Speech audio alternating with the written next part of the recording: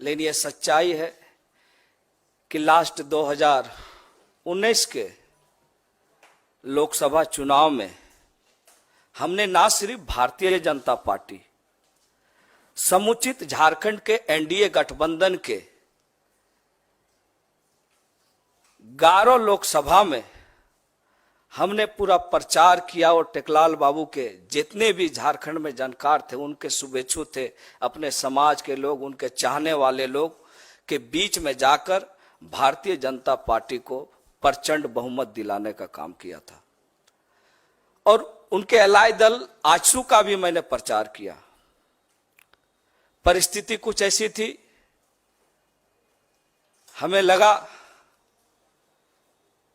कि कुछ हमें झारखंड के लिए, लोगों के लिए, और हमारे पिता टेकलाल महतो जो झारखंड आंदोलन के एक अग्रणी योद्धा थे, आज झारखंड की राजनीतिक पृष्ठभूमि को खोजा जाए,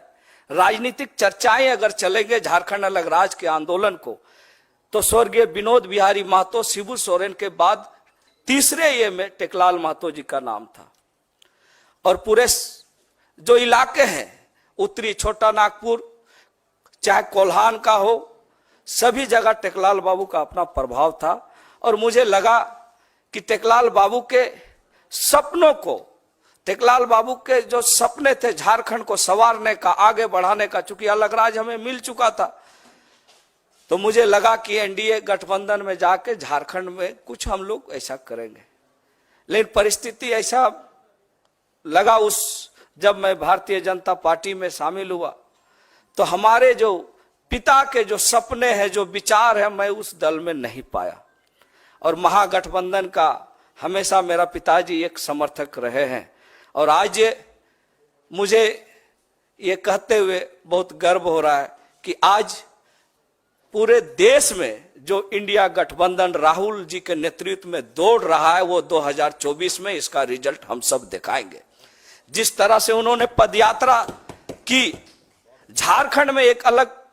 लोगों में एक उनके प्रति रुझान बढ़ा है। और एक युवा नेता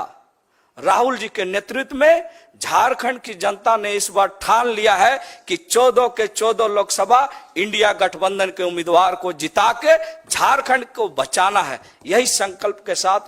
हमने भी आज इंडिया गठबंधन को मजबूत करने के लिए और अपने पिता के उन विचारों को पूरा करने के लिए, जिनका सोच था कि झारखंड के आदिवासी, मूलवासी, अल्पसंख्यक का विकास हम कैसे करें, और आज जरूरत है कि उन विचारधारों को अगर कोई पूरा कर सकता है तो झारखंड में इंडिया गठबंधन, महागठबंधन के माध्यम से ही पूरा कर सकते हैं। इसीलिए आज हमने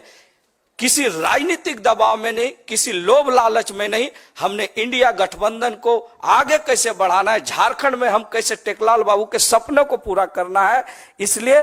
खरगे साहब जैसे लोगों के जो सोच है उसको हम धरातल पर कैसे उतारें। आदरणीय हमारे जो देश की जो हमारी राष्ट्रीय अध्यक्षा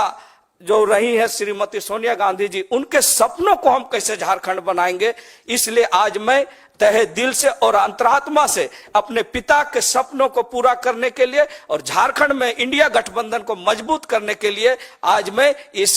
कांग्रेस में शामिल हो रहा हूं। आप सबको बहुत बहुत जोहार, नमस्कार।